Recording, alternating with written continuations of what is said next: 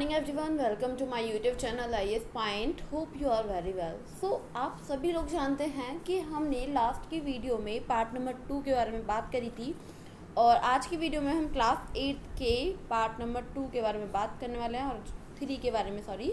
और जो हमारा चैप्टर है वो भी 8 ही रहने वाला है, क्लास 8 का। ओके, तो आप लोगों को काफ़ी अच्छे से समझ आया होगा। अब हमने लास्ट की वीडियोस में काफ़ी सारी बातें जानी थी, कोशिका झिल्ली के किस प्रकार से उसका आवरण होता है। अब हम यहाँ पे जानेंगे कोशिका भित्ति, जैसे कि आप सभी लोग यहाँ देख भी पा रहे हैं। आखिर कोशिका भित्ति कहने का क्या मतलब होता है? कोशिका झिल्ली भी एक आवरण में ढकी होती है, ठीक है। जो कोशिका झिल्ली होती है ना, वो एक आवरण से ढकी होती है, जिसे हम लोग कोशिका भित्ति बोलता है। यहाँ पे आपको ध्यान रखना है, मतलब जो कोशिका के केंद्र होते हैं, केंद्र में जो भी घनी एक तरीके से गोलाकार संरचनाएं होती हैं, जिसे हम केंद्रक बोलते हैं। ओके, ये आपको यहाँ पे समझ लेना है। अब हम यहाँ पे बात करेंगे द्रव के बारे में कि कोशिका द्रव आखिर होता क्या है। देखिए, आप सभी लोग यहाँ पे देख पा रहे हैं कि आखिर कोशिका द्रव होता क्या है। तो आप तब यहाँ पे देखेंगे कि कोशिका द्रव मतलब एक जेली के समान एक पदार्थ होता है, जिसे हम कोशिका द्रव बोलते हैं। बहुत इजी सा लाइन हो गई कि हाँ, कि एक जेली नुमा पदार्थ होता है जिसे हम क्या बोलते हैं, कोशिका द्रव बोलते हैं। अब कोशिका भित्ति के बारे में बताया था। आपको पता है कि कोशिका भित्ति जो होती है ना, वो पादप कोशिका में ही पाई जाती है, ठीक है। पौधों में कोशिका की जो झिल्ली है, उसके अतिरिक्त अगर आप देखेंगे कि जो उसकी बाहरी परत होती है ना, वो काफ़ी मोटी होती है, उसे हम कोशिका भित्ति बोलते हैं। ये यहाँ पे आप ध्यान रखना है इसे काफ़ी अच्छे से। और जो आप इसका देखेंगे कि आखिर कोशिका भित्ति का काम क्या होता है, तो पादप कोशिकाओं में तब ताप में परिवर्तन होता है, ठीक है। तो पादप कोशिकाओं में ताप में परिवर्तन होता है, मतलब तीव्र गति से चलने वाली जो वायु होती है। अब वायुमंडल की जो नमी है, अब नमी के कारण क्या होगा कि विभिन्न परिवर्तनों से सुरक्षा की आवश्यकता होती है, तो उसमें जो कोशिका भित्ति है बहुत ज़्यादा वर्क करती है। ये यहाँ पे आपको समझ लेना है। इसीलिए हमें एक संरचना पाई जाती है इसमें, जिसे हम लोग कोशिका झिल्ली बोलते हैं। अगर कोशिका द्रव को यहाँ से जाना जाए तो आइए जानते हैं। आप सभी लोग यहाँ पे भी पढ़ पा रहे हैं कोशिका द्रव के बारे में कि एक जेली जैसा पदार्थ होता है जो कोशिका झिल्ली एवं केंद्र के बीच पाया जाता है, ठीक है। और यहाँ पे आप ये भी पढ़ पा रहे हैं कि कोशिका के जो अन्य घटक होते हैं, कोशिकांग, कोशिका द्रव में पाए जाते हैं। आप सभी लोग यहाँ पे से रीड कर पा रहे हैं काफ़ी अच्छे से। अगर आप लोगों का कोई भी डाउट रहे ना, तो आप उसे प्लीज़ कमेंट बॉक्स में क्लियर कर लेना। आपको पता है गाइस कि जो सजीव कोशिका होती है, मतलब अगर बताया जाए आपको, जैसे आपका माइक्रोकॉन्ड्रिया है, ठीक है, तो ये आपका राइजोबियम है, तो ये सारे आपके क्या हैं, ये यहाँ पे आपको अच्छे से ध्यान रखना है कि कोशिका द्रव किस किस में पाया जाता है। अगर आप यहाँ पे देखेंगे कि सजीव कोशिका का एक महत्वपूर्ण संगठक है, कौन है? कोशिका द्रव। सामान्यतः आप देखेंगे ये गोल, एक तरीके से गोलाकार आकार का होता है, और इसमें जो कोशिका होती है ना, कोशिका के मध्य वाला जो भाग होता है, वो इसमें ये स्थिर होता है। अब इसे सरलता पूर्वक आप देखेंगे कि अब आभारी जितने एक तरीके से हम इसे कर पाएंगे कैसे। तब आपने इसे देखा कि जो सूक्ष्मदर्शी होती है, ठीक है, सूक्ष्मदर्शी के जो नीचे से अगर देखा जा सकता है इसे, वैसे तो हम इसे नहीं देख पाएंगे। अब केंद्रक पे भी एक झिल्ली का आवरण होता है। केंद्रक के बारे में पढ़ा कि केंद्रक किसे बोलते हैं। अब केंद्रक पे भी एक झिल्ली का आवरण द्वारा ही उसे ढकी रहती है। होप आपको ये यहाँ पे समझ आ रहा होगा काफ़ी अच्छे से। अगर आप लोगों का कोई भी डाउट रहे तो आप उसे पूछ लेना मेरे से। ये यहाँ तक आपको समझ में आया, यहाँ तक हमने जाना कि आखिर ये होता क्या है। अब थोड़ा और जानने की कोशिश करते हैं। आपको पता है कि उच्च आवर्धन क्षमता वाले जो सूक्ष्मदर्शी होते हैं, उनके द्वारा देखने पर हमें जो केंद्रक होता है ना, वो छोटी, एक तरीके से छोटी संरचना के रूप में दिखाई देता है। इसे हम केंद्रीय बोलते हैं, ठीक है। ये यहाँ पे आपको समझ लेना है। न्यूक्लियस हम इसे बोलते हैं, और इसे काफ़ी अच्छे से आपको लर्न भी रखना है। बहुत ही इंपॉर्टेंट टॉपिक है और काफ़ी और एग्ज़ाम में भी पुटअप किया जाता है। आप देखे रहेंगे कि न्यूक्लियोलस होता है, ये आपका एक तरीके से धागे के समान इसकी संरचना होती है। अब अगर हम इसे देखें तो केंद्र के अंदर जो भी धागे हैं, धागे के समान संरचना होती है, ठीक है, धागे के समान संरचनाएं होती हैं। ये यहाँ पे आपको काफ़ी अच्छे से समझ लेना है, जिसे हम लोग गुणसूत्र बोलते हैं। क्या बोलते हैं? गुणसूत्र बोलते हैं। अब ये जीन के धारक होते हैं। जो गुणसूत्र होते हैं वो तो जीन के धारक होते हैं, मतलब जो अनुवांशिक गुण होता है जो प्रेजेंट होते हैं आपके मदर सेल में, मदर फादर सेल में प्रेजेंट होते हैं। अब आपको पता है जो माता पिता होते हैं, माता पिता के जो सेल्स होते हैं उनसे जो गुण एक तरीके से ट्रांसफ़र होते हैं। जो आपके मतलब गुणसूत्र हैं तो ये आपके क्या होते हैं, गुणसूत्र के द्वारा होते हैं। और ये गुणसूत्र क्या करते हैं, ये गुणसूत्र केंद्र के अंदर प्रेजेंट होते हैं। ये यहाँ पे आपको समझ लेना है, काफ़ी इंपॉर्टेंट टॉपिक है यहाँ पे। और आप देखेंगे कि अगर किसी भी बॉडी की, अगर आप देखेंगे कि अगर किसी भी कोई बेबी है उसका बॉर्न हुआ तो उसकी आंखें कंजी हैं, ठीक है, ब्राउन, मतलब नॉर्मल आंखें नहीं हैं। तो आप फिर से करेंगे कैसे कि मतलब हो सकता है कि उसके जो पापा हैं, मतलब उसकी माँ मम्मा या फिर उसके फादर की आइज़ कुछ कंजी हो, मतलब कुछ ब्राउन कलर की हो, मतलब उन दोनों में से ही किसी का गुण उनके बच्चे में आया है।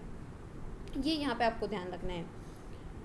तो कहीं ना कहीं गुण अटैच करता है आपके, आप अपने देखोगे, आप इसको रियलाइज़ करना कि आप तब देखोगे कि हाँ मेरे में गुण है, तो हो सकता है कि ये गुण मम्मा का है, पापा का है, मम्मा पापा में के गुण ही हम लोगों में आते हैं।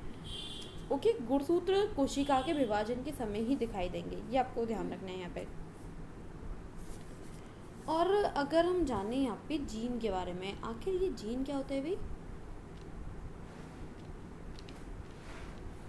आप इसे काफ़ी अच्छे से रीड करेंगे। ओके, और काफ़ी इम्पोर्टेंट है जीन। आखिर जीन के बारे में जानते हैं।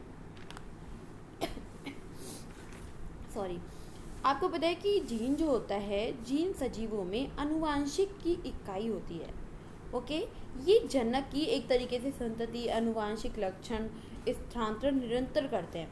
अब इसका अर्थ होता क्या है कि हमारे आपके जो माता पिता हैं, माता पिता के कुल लक्षण, जो भी उनके लक्षण होते हैं उनसे आपको प्राप्त हुए।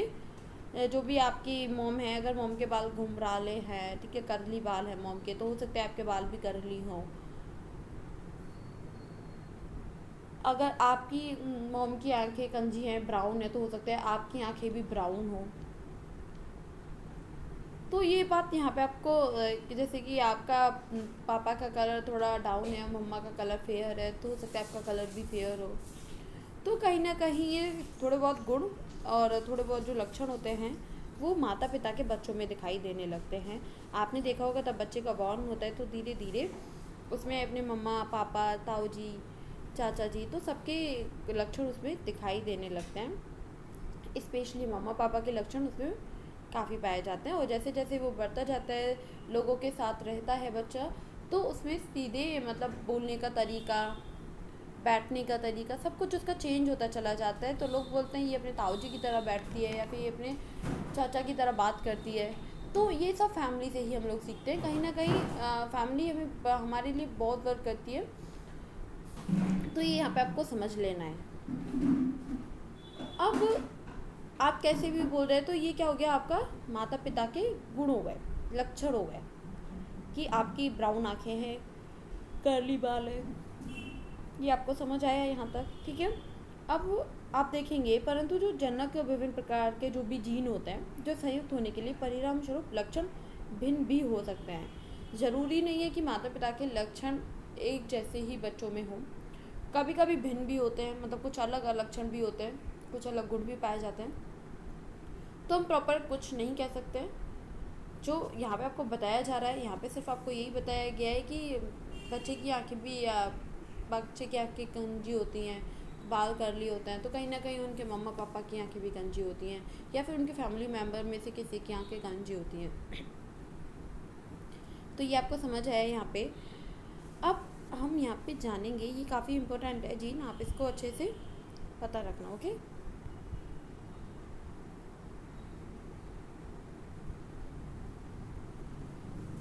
प्रोकैरियोटिक, आखिर कोशिका ये क्या होता है आपको पता है? जो जीवाणु होता है, जीवाणु कोशिका का केंद्र बहुकोशिकीय होता है।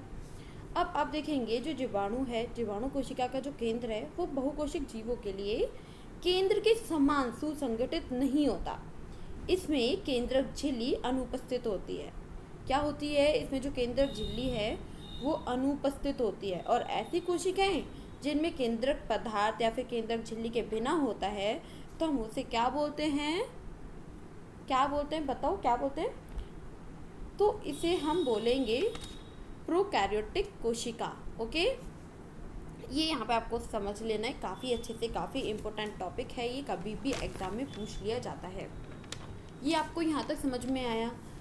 अब है आपका कि जो भी आपके जितने भी सारे जीव हैं, ठीक है, उन्हें हम प्रोकैरियोटिक कहते हैं। और आपको देखेंगे कि जिनमें जो भी जीवाणु होते हैं वो नीले हरे शैवाल होते हैं, ठीक है। अब यहाँ पे आपको ये काफ़ी अच्छे से समझ आया। अब हम यहाँ पे चलते हैं।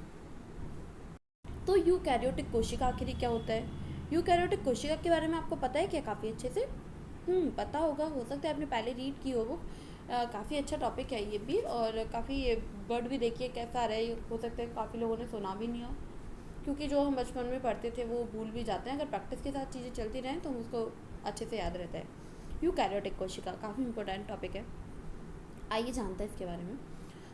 अगर इसके बारे में आपको बताया जाए, जितने भी सारे शेल्स होते हैं उसमें जितने भी सारे केंद्रक पाए जाते हैं, अगर बोला जाए कि सुसंगठित रूप से जो केंद्रक हैं वो झिल्ली के साथ हैं, तो उसी कोशिका को हम यूकैरियोटिक सेल्स बोलते हैं। ये यहाँ पे आपको समझ लेना है। अगर इसका एग्जांपल आपको बताया जाए, प्याज की झिल्ली है, प्याज की झिल्ली हो गई, एवं आपकी गाल की कोशिका हो गई। अब गाल की कोशिका मतलब जैसे कि कोशिका में झिल्ली युक्त सुसंगठित केंद्र पाया जाता है, जिसे हम यूकैरियोटिक कोशिका बोलते हैं। ऐसी कोशिका वाले जो जीव होते हैं हम उसे क्या बोलते हैं? यूकैरियोटिक्स बोलते हैं। यहाँ तक आपको काफ़ी अच्छे से समझ लेना है। होप आपको काफ़ी अच्छे से समझ भी आ रहा होगा, और अगर आपका कोई भी डाउट रह जाए तो आप उसे कमेंट बॉक्स में क्लियर कर सकते हैं। ये सारे पॉइंट ही काफ़ी इंपॉर्टेंट है, सारे टॉपिक ही काफ़ी इंपॉर्टेंट मैं आपको बता रही हूँ यहाँ पे। Just minute. आखिर ये क्या होता है? तो आखिर अगर इसकी रिक्तिका के बारे में जानना चाहे, तो अगर इसके बोला जाए तो क्या होगा कि जो भी किसी भी कोशिका में पाए जाने वाला जो भी खाली स्थान होता है, मतलब खाली स्थान सी संरचनाएं होती हैं, उसे हम रिक्तिका बोलते हैं।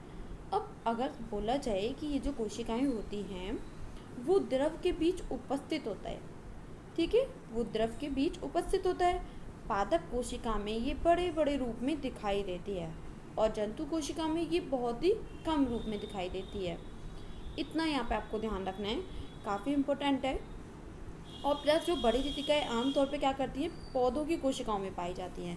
किस में पाई जाती हैं? पौधों की कोशिका में पाई जाती हैं, और जंतु में ये रिक्तिका बहुत ही कम पाई जाती हैं, ठीक है। ये यहाँ पे आपको समझ लेना है काफ़ी अच्छे से।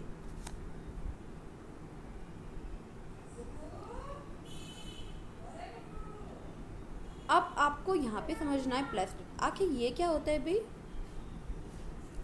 आपको पता है ये जो पादप होते हैं, पादप के गिलास मतलब अगर आप देखा जाएंगे, हाँ, जो सेल्स होती है ना, पादप के शेल्स में पाए जाती हैं। आप ये जो प्लास्टिक होते हैं तो आप देखेंगे एक लवड़ होता है, और इसके कारण जो भी फल है, फूल है, पत्तियां हैं, कलर है, तो वो अलग दिखाई देता है। और अगर बोला जाए कि हरा रंग, ठीक है, हरा रंग रंजक होता है। क्या होता है? रंजक होता है, उसे हम क्लोरोफिल बोलते हैं। क्या बोलते हैं? क्लोरोफिल हम उसे बोलते हैं। ये भी आपको यहाँ पे अच्छे से समझ आया होगा। अब क्लोरोप्लास्ट अथवा आपका जो क्या बोलते हैं उसको, हरित लवक, आखिर ये क्या होता है? आइए इसे जानने की कोशिश करते हैं। आपको पता है कि इसके कारण ही क्या होता है, पत्तियों का जो रंग है, पेड़ों का जो रंग है वो हरा होता है। वो क्लोरोप्लास्ट की उपस्थिति के कारण ही पॉसिबल होता है, अदरवाइज पॉसिबल नहीं होगा ग्रीन कलर का होना। पादप और जंतु में कोशिका की अगर तुलना करी जाए तो क्या होगा? आपको पता है ये किसी भी उपस्थिति में होता है, किसी भी अनुपस्थिति में नहीं होता है। ये भी यहाँ पे आपको ध्यान रखना है, और काफ़ी अच्छे से आप इसे रीड भी कर पा रहे हैं। आपका 8 चैप्टर कंप्लीट हो चुका है, और हम जानेंगे नेक्स्ट वीडियो में 9 चैप्टर के बारे में। और आपका होमवर्क है कि आप 9 चैप्टर को अच्छे से पढ़ के आएंगे, एक बार घर पे आप पढ़ लेंगे एक बार आप उसे घर पे, क्योंकि क्या होगा इससे, अगर मैं आपको नेक्स्ट वीडियो में 9 चैप्टर पढ़ाऊँगी तो आपको बहुत ही अच्छे से समझ आएगा, क्योंकि वो पॉइंट आप एक बार पढ़ चुके हैं। इसीलिए अगर आप वीडियो को फर्स्ट टाइम देखेंगे तो आपको लगेगा कि कुछ समझ नहीं आ रहा, वैसे तो काफ़ी अच्छे से समझाने की पूरी कोशिश है मेरी। अगर कोई भी डाउट रहता है तो आप उसे कमेंट बॉक्स में क्लियर भी कर सकते हैं। और अपनी हेल्थ का पूरा ध्यान रखिए, फैमिली में भी सभी लोगों का पूरा ध्यान रखिए और अच्छे से स्टडी कीजिए। Thank you so much.